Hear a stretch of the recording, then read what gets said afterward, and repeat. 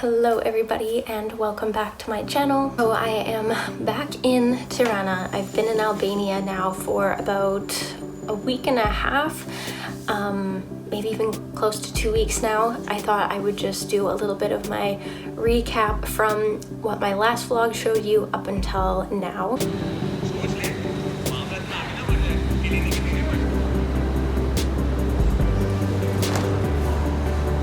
My very long travel days consisted of sleeping in the airport in Auckland, as you saw where I left off in my last vlog. If you haven't seen that, I will put the link up top. But I had a pretty sleepless night in the Auckland airport. They did give everybody blankets and some snacks and a bottle of water. I don't think many people slept very much. I think I probably got like an hour, maybe 2 hours of sleep.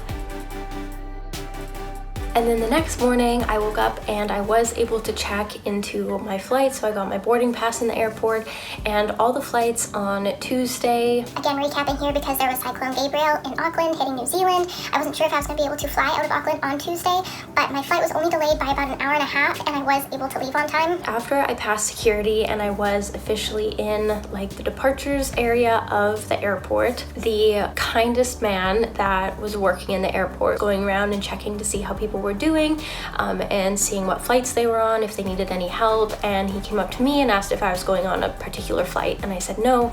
I was waiting until my flight to Melbourne, which was going to be hours later. I was just there early because I had stayed the night. He asked me if I needed any help or like if I wanted to have a shower or anything, and I was like, that's okay, like it's not a problem. It's only like, I don't know, I think I had like 4 or 5 hours to wait. He said, well, have you had food? Like, do you need anything to eat? And I was like, I wouldn't mind food. He was like, yeah, no problem at all. He's like, just come with me. So he took me up to the like lounge area. These are like the fancy bougie lounges that people normally pay for. I think you have like subscriptions to them, or I don't know how it works. I've never been in an airport lounge before, and he just told the lady at the front desk, just let her in if she needs a towel or anything. She's just free to be here. I thanked him a bunch, but I feel like I still wish I would have thanked him more. I think he was maybe a boss of a lot of things because he seemed to be in charge of just going around checking on everybody, seeing how things were going. But anyways, so I get into this lounge and then they have this huge buffet and there's so much food. And again, I'm talking about traveling on a budget here, so I was not trying to spend like $5 on a coffee at the airport. So I was just ready to fast that morning. I think I had some snacks that I was gonna have on the airplane, and I wasn't too bothered, but when he offered food, I was like, a breakfast would be really nice. I get in, I had an amazing breakfast at this lounge. I had my gluten-free bread with me, so I actually was able to toast it there, and then I had like some baked beans and green beans with like grilled tomato, and I had some fruit and fruit juice and the best, literally the best espresso, and they had almond milk, so I made myself like a little latte. It was so good. It ended up that I actually had a work opportunity that I had to finish within 24 to 48 hours, and I had several flights ahead of me. Because I was in that lounge, I was able to do it. It was like a voiceover thing. They had like a little office space, so it was like private, which was amazing because otherwise I probably wouldn't have been able to do that job opportunity. And then they have these beautiful washrooms, and I was gonna have a nice shower and everything and take advantage of that, but just because of the work thing that I had to do, it ended up taking me most of the hours that I was there. It just made my whole day, honestly, most of that trip, all those hours spent in airports and everything, just the goodness of that man's heart letting me use the lounge was just like, oh my gosh, yeah, it made me so grateful. I had a full stomach, I had some caffeine, I was feeling really good, and my flight left, like I said, just an hour and a half late, and I made it to Melbourne, and I was able to just hang out there for a few hours and chatted with a really nice German person. Then from Melbourne, I flew to Abu Dhabi. I had my few hours in the Abu Dhabi airport, which I will be honest is not my favorite airport.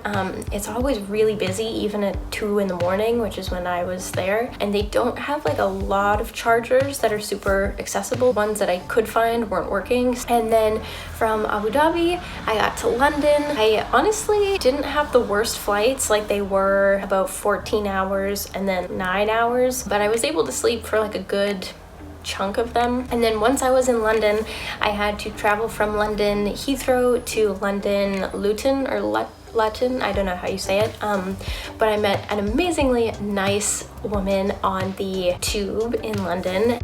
We chatted and I got her details, so if I'm ever in London, I can definitely like reach out to her, and she was just like super amazing. And then in the London Luton airport, that's where I had 12 hours of sitting and waiting. I honestly just refused to get an Airbnb for the night. I had to be there at 3 a.m.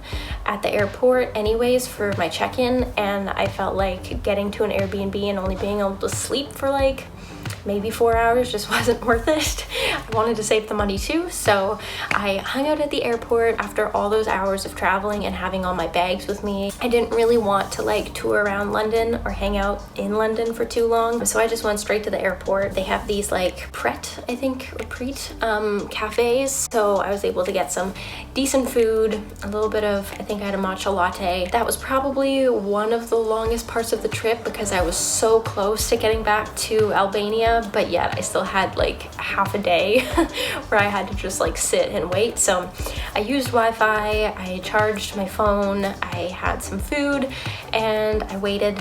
And then finally at 3 a.m. they let us cross security. So that airport does close at night, and then they like reopen their security at 3 a.m. I had to wait on the side of security when you just like enter the airport. I couldn't pass security, so that was kind of unfortunate. But once I passed security, everything went by pretty quick. I got to my gate, we boarded the plane. I sat next to a really lovely Albanian woman who now lives in London. But anyways, we were chatting about Albania. And then once I arrived in Tirana, I got my butt in a taxi cab. I had a lovely taxi driver, and we chatted about Albania. And I met my partner in Skanderbeg Square.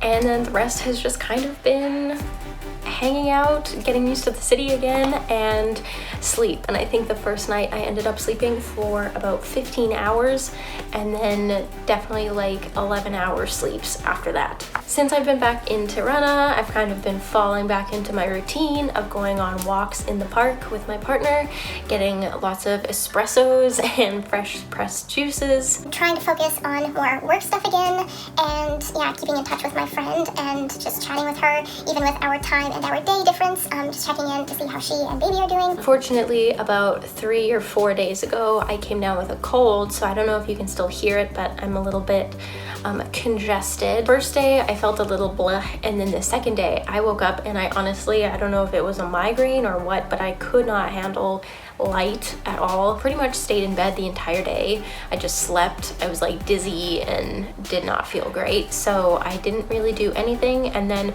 I've been recovering the last couple days, finally feeling better and kind of over it today. But my partner woke up today and he's feeling sick, so I definitely gave him my cold.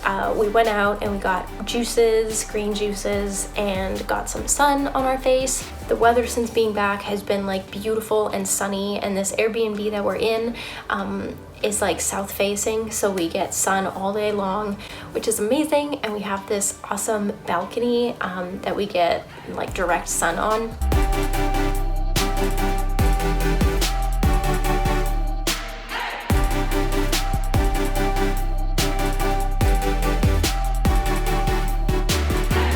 So we've been like out there and tanning.